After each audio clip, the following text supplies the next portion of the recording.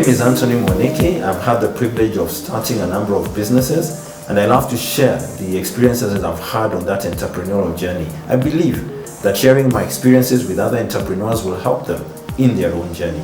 I want to invite you today to our 15-minute board member session where I'll be discussing business with my good friend, Edwin Ngatia. Welcome, Edwin. Please just share with her about your business and what you do. Thank you, Antony. So my name, like he said, is Edwin Ngatia. I am Director at Development Energy Consultants, where we find innovative solutions to reducing your energy costs. So Edwin, you said you're doing a lot of stuff in energy audit, and you haven't, I think you told me your business is about 2 years old now. Yes. So what are some of the things that you're finding challenging that we can discuss and see and find some solutions together? Well, one of the most difficult things I've experienced is learning at what point to divorce yourself from the company and at knowing at what point you should introduce other people into the company. For example, when should I hire an accountant and stop doing the accounting myself? So what would you advise for something like that? I think let me first jump to the first one of an accountant. I think unless you are a trained accountant, yes, I wouldn't advise that you do the books yourself. The reality is there are certain key skills and knowledge that accountants have, especially knowledge that can come out of only the training that they receive.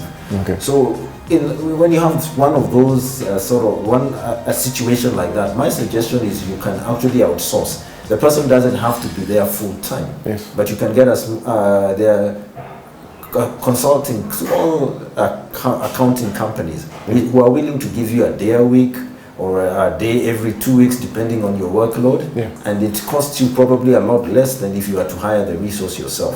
Okay. What will then happen is as your company grows, you will find that the workload in the accounting begins to increase. You're doing more transactions, you've got more clients, you're sending out more invoices, you're doing more purchases, and suddenly you find this business that you hire, these people you hire outsourced to, suddenly are in your office 3, 4, 5 days a week.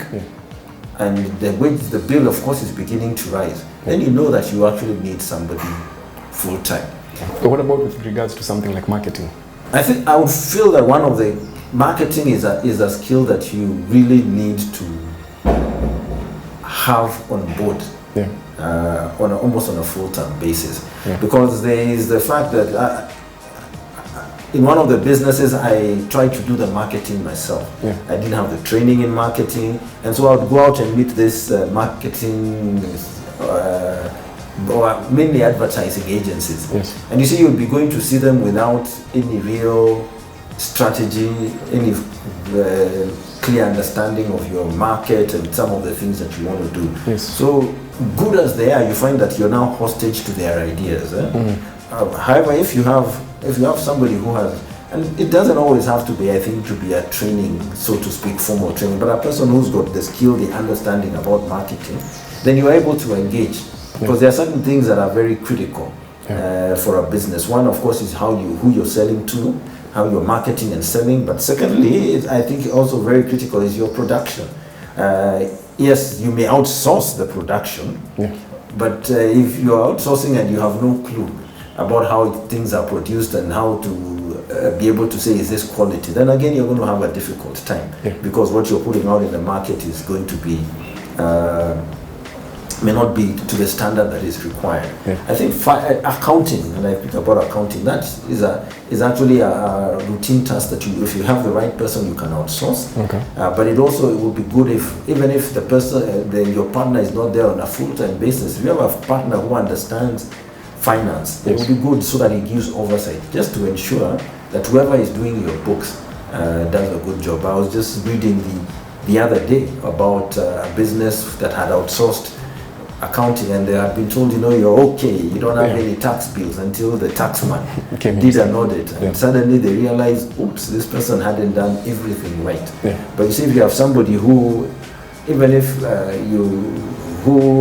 you bring them on board with some form of equity arrangement based on time or whatever it is, then he can give oversight to that. So as director of my company, I have an issue with leadership and how you come across to your employees and how you go about everything during the day. What are the most important aspects of leadership? I would say a leader, you see, a leader is somebody who influences, who shows the direction. So one of the key things for you as a leader, you've got to be able to show your team, where are we going? What is our, in a sense, what is our vision? What business and how are we working to get there? What business are we in? You've talked about energy audits, that's what you do. So you've got to be able to be very clear, we are in energy audits, and are we doing for everybody across the scope? Are we going to narrow down to maybe certain sectors? You know, there are people who say we want to focus on, say, manufacturing. We feel we can add more value there. So it's to tell them, what really do we do? Who's the clientele that we are following? Of course, sometimes I know for a young business, you don't have too much room to choose. But it's being able to say, this is what we do. Because like you might find, what if they come and say, hey, there's somebody who wants a solar installation. Do you do that? It's energy, it's conserving. Do you do the installation? You may say, we advise, we can supervise, but we don't do. That one we outsource to somebody else. So it's saying, letting them know exactly what the business does, what's the business vision, what's the business strategy. I think the second thing is you must be the one who sets what I call the organizational culture. How do you get things done? What is acceptable, what is not? How do people relate with each other? That is, I think, a very critical thing for a leader to do, to set the organizational culture. I think even the other thing, and there are many, because there are quite a number of things that you would need to do as a leader. The other one is, of course, your recruiting, but also it's delegating, giving people roles to do so that they can actually feel they have a part to play, and providing an environment through different policies where people not only enjoy their work, but they find that they can be innovative, they can try new things, they can learn. And I'd also like to say that the other thing that we often don't think about as leaders is modeling what you want to see. I remember there's a statement that I read once, I think I read it in a book by Steve Covey, and it said, what you do, shout so loudly, I can't hear what you say. So you need to be able to model. You can tell people all you want, that we are customer focused, but if you are not yourself customer focused, people know this is just talk. This is not, so it's also modeling the things that you want. It's not just pointing the way, but leading the way, living out the way that you want people to do to act in your business. So as an offshoot from leadership, there's also something which is empowering your employees, but you have to be able to empower them to the point where they're not afraid to fail. How do you instill that culture? I think that is always a big challenge for a lot of us who are in business, because to instill a culture of where people are not afraid to fail means that you have to be willing to allow them to fail. And which means the way I respond to failure will determine how people will then pick up some of the things. I don't know if you've ever heard this story. It's I can't say with certainty how true it is, but it really illustrates something about what we are discussing. It is said that there's a person who did something that ended up costing the company $1 million. So when Tom, who was then the founder and CEO, called this gentleman into the office, of course the guy was shaking and thought, this is termination, I'm going to lose my job. But it was very interesting what Tom Watson, so when they sat and they said, okay, the employee said, I know you're firing me. Then Tom said, no, why should I fire you? I've just spent $1 million educating you. So are you able to see failure as a way that people learn? But you also have a process that allows people to learn from their failures. Because if people continue doing the same thing and failing, then you also have an issue.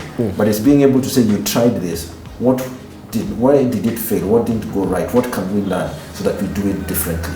So once people know they will not be condemned when they fail, and that there is a process through which you can learn from failures, and they will be willing to try and take and innovate.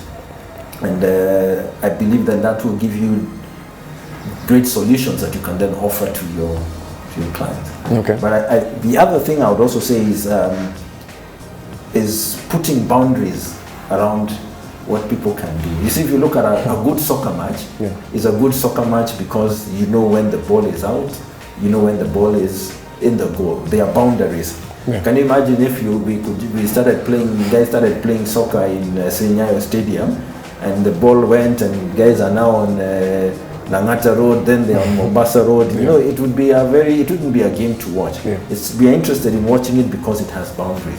And so even for you, one of the things you can do is bound people, so that they know within these parameters I can try and fail. If I need to go outside these parameters, I need to get an okay. So it also protects you so that you're not losing too much money or losing too much in terms of time that people are spending. But it frees your employee because I know within this place I'm okay. I'm safe. Yeah. Even remember for us as kids, we grew up knowing I can go but not beyond this. As you grow older, now I can go to this place. As you grow older, the boundaries kept being widened for you. And so as people grow and as people prove themselves, then you obviously widen the boundaries. Thank you very much for having me, Antony. Nice. And I look forward to working together. It was a pleasure to sit with you, Edwin. I really would hope that, we'll really meet sometime, share a few more ideas. Thank you for watching. So as you go out, please remember, partners are key as we build our businesses. Let me invite you to like, comment, and share this video. And also invite you to join our community where we will be having similar discussions about ways to grow and improve our businesses. To join this community, kindly click on the link below.